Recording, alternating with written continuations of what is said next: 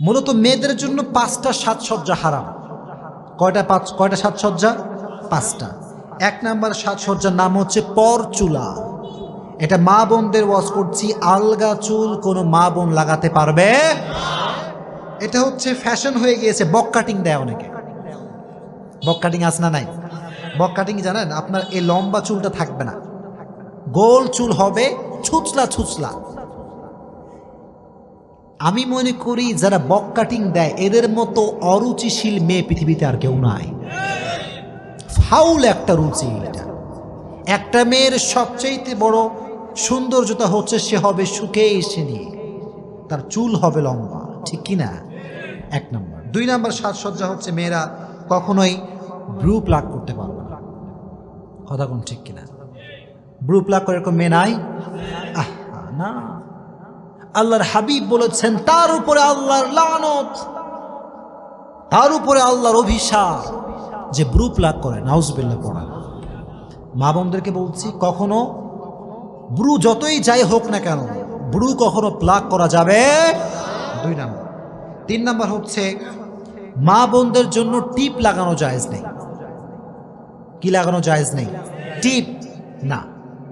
অনেকে দেখবেন এখন কালো টিপ লাগায়, বিশাল বড় বড় কালো টিপ, আসনা নাই। আবার অনেকে লাল টিপও লাগায়। না, এই লাল টিপ কালো টিপ খুব বাজে একটা জিনিস। ইব্রাহিম আলাইহিস সালামকে যখন আগুনে পোড়ানো হবে, অ্যাট দ্য সেম টাইম নমরুদ অনেকগুলো নর্তকী নিয়ে এসেছিল, নাউজুবিল্লাহ পড়েন।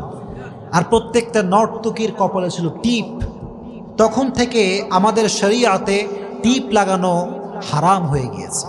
এজন্য কোনো মেয়ে কখনো লাল টিপ কালো টিপ ইউজ করতে পারবে। আল্লাহ মা বোনদেরকে এই ফিতনার থেকে বাঁচায় দিক, পড়ন আমিন। 3 নম্বর। 4 নম্বর, মা বোনেরা ঘণ্টা যুক্ত কোনো নূপুর পড়তে পারবে না। কি যুক্ত নূপুর? ঘণ্টা। মানে নূপুর পরা না জায়েজ তা না, নূপুর পরা জায়েজ, তবে ঘণ্টা যুক্ত নূপুর পরা জায়েজ নেই। এর ব্যাখ্যাটা আমি বলে দেবো আপনাদের সবাইকে, শুনবেন সবাই।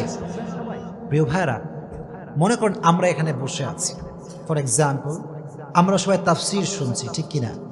এখন এখান দিয়ে যদি একটা মেয়ে হেঁটে যায়, পায়ে নূপুর আছে, ঘণ্টা নাই, আপনারা কি কেউ বুঝতে পারবেন? পারবেন না। বুঝেন কথাগুলো? Just try to ponder on this matter, একটু ভাবেন।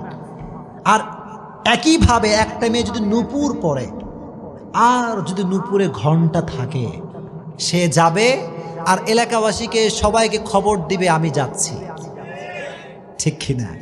তখন যুবকরা বলবে কে আসে রে? হ্যাঁ, ও আচ্ছা, হাই, হ্যালো আপু। আছে না নাই? ফিতনা তৈরি হওয়ার একটা আশঙ্কা আছে না নাই? সো মেয়েরা কখনো ঘণ্টা যুক্ত কোনো নূপুর পড়তে পারবে।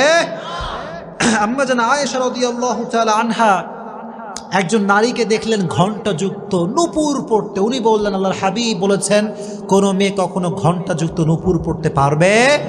4 নম্বর। 5 নম্বর হচ্ছে সেই বিষয়টি যেটা আমি বলেছিলাম, কোনো স্ত্রী তার স্বামী ছাড়া কোনো পরপুরুষের সামনে সুগন্ধি ব্যবহার করতে পারবে। জোরে কোন পারবে? এটা খুবই খারাপ একটা জিনিস।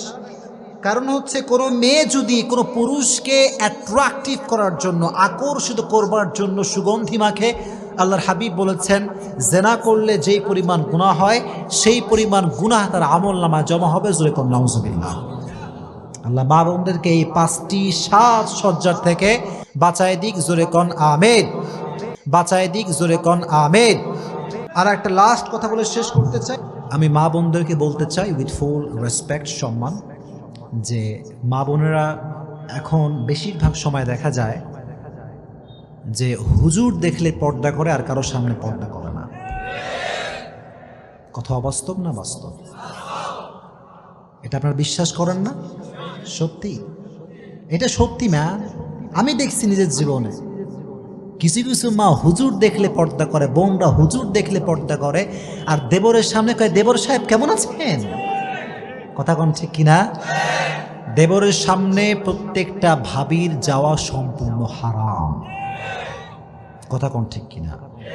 আর স্বামীদেরকে বলছি, স্বামী জাস্ট হাজব্যান্ড, আপনার ছোট ভাই হোক বড় ভাই হোক, এই খুব গুরুত্বপূর্ণ কথা বল, সবাই শুনবেন, সবাই সুরসার নাই, কাটা কথা বলছি। প্রত্যেকটা হাজব্যান্ডকে বলছি, আপনার ছোট ভাই হোক বড় ভাই হোক, কোনোদিন আপনার বইয়ের তীর সীমানা সে পাড়া দিতে পারবে না। কথা কোন ঠিক কিনা? যখনই আপনার বইয়ের সামনে দেবর আসবে, আল্লাহর কসম তখনই ফিতনা শুরু হয়ে যাবে। চিল্লায় কোন ঠিক কিনা? দেবরের সামনে যেতে পারবেন না মায়েরা, বোনেরা। আল্লাহ মা বোনদেরকে তৌফিক দান করুক, জোরে কোন আমিন। আর একটা লাস্ট কথা বলে শেষ করতে চাই, শুধুমাত্র বোনদেরকে বলতে চাই যে বোনেরা, জাস্ট বোনদেরকে বলছি, আপনাদের প্রোফাইল পিকচার নিজের ছবি আপনারা আপলোড করতে পারবেন না। এই যুবক, কথা বল ঠিক কিনা?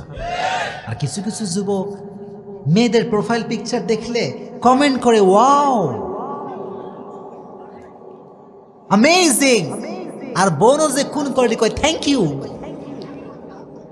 আছে না নাই? এসব কি রে ভাই, কোন যুগ আসলো এইসব? মাইয়ারে বাজে বাজে কথা কয় যুবকরা, তোমার মতো হট কেউ নাই। নাউজুবিল্লাহ পড়া। আমি বললে দোষ হয়ে যাবে, কিন্তু যুবকরা বললে কোনো দোষ নাই। আর মেয়েও কতটা বেলাজা, বেলজ্জা, বেশর্মা। মেয়ে বলে ধন্যবাদ ভাইয়া। ছি ছি ছি। আল্লাহ মা বোনদেরকে ফিতনা থেকে বাঁচায় দিক না। মুরব্বীরাও হাসে, আমি কি করবো কর? এরকম ছেলে মেয়ে নাই? যুবক শোনো, প্রকৃত পক্ষের দিনদার যুবক কখনো কোনো মেয়ের পোস্টে বাজে কমেন্ট করতে পারবে না। কথা কোন ঠিক কিনা? আর আমি ওই সমস্ত বোনদেরকে বলতে চাই, যেই বোনেরা আজকে প্রোফাইল পিকচার নিজের ছবি দিয়ে আপলোড করেন, এই ছবি যে দেখবে তার প্রত্যেকটা গুনাহের ভার আপনার বাপের আমল নামায়ও যাবে, আপনার ভাইয়ের আমল নামায় যাবে। চিল্লাই কোন ঠিক কিনা? আর সেই বাপের মতো হতভাগা বাপ কেউ নাই, যেই বাপের মেয়ে চোখের সামনে জিন্সের প্যান্ট পরে ঘুরে বেড়ায়। সেই বাপের মতো হতভাগা ভাগ আল্লাহর জমিনে কেউ নাই, যে বাপের সামনে তার মেয়ে বেপরদায় ঘুরে বেড়ায়। চিল্লাই কোন ঠিক কিনা? আজ থেকে বাপরা একটা কাজ করবেন, মেয়েকে বলবেন, আমার বাসায় থাকতে চাইলে, খাইতে চাইলে ইসলামের কথা অনুযায়ী চলতে হবে, না আমার বাসায় তোর কোনো ভাত হবে না। কথা কোন ঠিক কিনা? প্রত্যেকটা বাপ যদি এই কথা বলতে পারে, আমি বলবো কক্সবাজারের এই জমিনে একটা মেয়েও আর বেপর্দায় থাকবে না। কক্সবাজারের কোনো জমিনে কোনো মেয়ে অশ্লীলভাবে ঘুরতে পারবে না। চিল্লাই কোন ঠিক কিনা?